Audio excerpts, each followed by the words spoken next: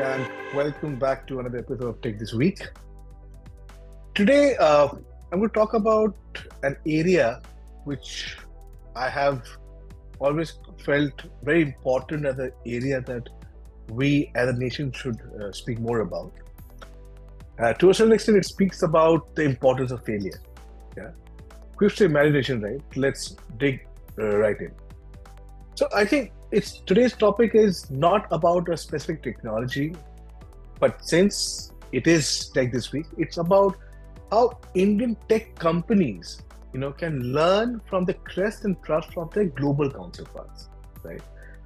In this past, we've spoken about, how India has embraced this entire concept of Make in India and the necessary supporting ecosystem. But along with Make in India, have you also heard of two another terms called Make AI in India and Make AI Work for India? I'm talking about terms which have been coined by Government of India, talking about terms which are very relevant in the times that we live in because there's a lot of emphasis on AI as an area. So first understand what Make AI in India is. So Make AI in India is focused on establishing India as a hub for AI research, development, and innovation, right? So just to give you some numbers to contextualize where we stand right now. So today, Gen AI research in India is approximately less than 2% as compared to China and US, who have a combined total of more than 59%, almost close to 60%. It shows a big gap. We consider ourselves a nation which is moved ahead in terms of IT and research and so on and so forth. This gap is an important parameter to show where we are at the moment, right?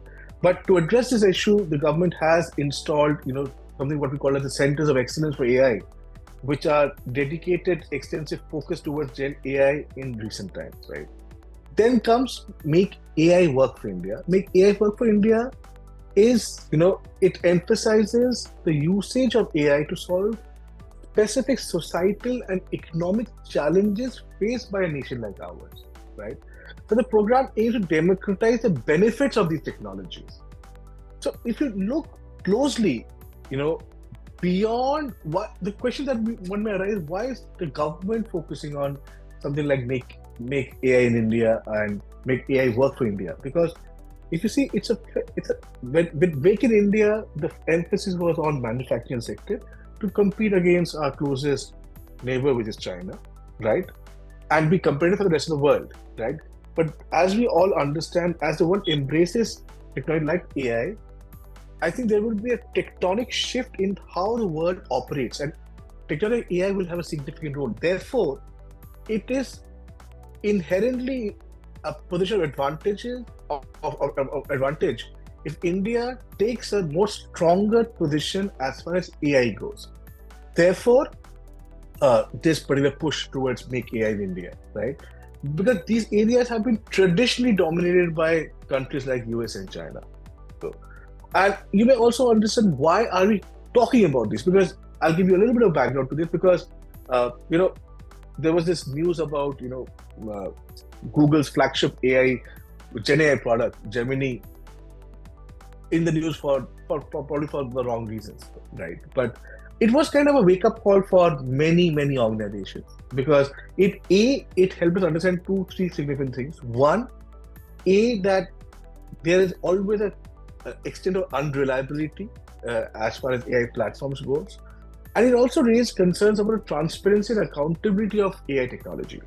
Therefore, it becomes important that for a nation like ours, we also put the necessary impetus and emphasis on developing indigenous AI capabilities for an unbiased AI system that will promote India as a nation and which will be held by many Indian startups. But the question that is important, and these are points that you probably know, but the question that I'm trying to get my answers around is, if a giant like Google can falter in the space of Gen AI, is there any hope for Indian startups, right? But you have to understand my question because unfortunately for a nation like ours, we have been brought up with the concept of failure is not an option, and it's been ingrained amongst us right from day zero. Right, our education system is such that we have the fear of failing exams. When we are choosing careers, we can only choose a career which promises stability and social approval. Right. So what I'm essentially talking about, if you look at historically the IT sector, where has the IT sector really been successful? In IT services. If you understand, IT services has a very direct implication revenue outflow, wherein literally from day one, they were successful from a revenue standpoint. But the moment you talk about product development, specifically areas like Gen AI, which have a tremendous amount of R&D, and the moment you talk about R&D, there is a very big chance of you failing, right?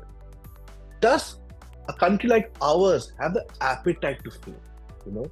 So there's a lot of play here. It is not just what is in terms of investment, but there's also cultural mindset that is required, right?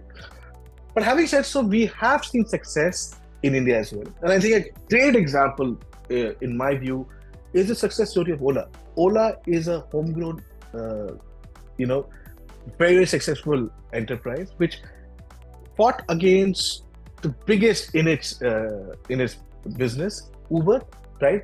And so much so, they have now diversified and trying to get into EV as a landscape. Are they 100% sure they will succeed? Probably not. Nobody has an answer to that. But it takes a whole lot of effort, right? And tremendous conviction in your thoughts to go ahead in India and invest so much, right? So I think somewhere the journey to excel begins in our labs, in our efforts towards R&D, right? India has been synonymous with IT services, like I said, and there have been so many great institutions like Infosys, TCS, Wipro, who have historically thrived in terms of revenue, right? But if we don't move away from this entire notion of if it works, we don't touch it, R&D doesn't work on that aspect. There has to be a focus over that. In fact, one sector that I can think of right now is India Space Program, completely developed indigenously, and we can all proudly say it competes with the best in the world. It's a great example of where our R&D efforts over the years have really paid, right? So I think net, it's like many of my discussions on tech this week. It's how do I embrace this entire culture of fail fast and fail safe? Do we really under position to do that? Can failure be an option? Because at the end of the day, failure is probably one of the world's best teacher, right? For instance, if you think of it, if there weren't failures, many of the best organizations would have come into play. The stakes obviously are very high, but so are the opportunities, right? So if history has taught us anything, it's that the bold steps taken today carve the pathways of tomorrow.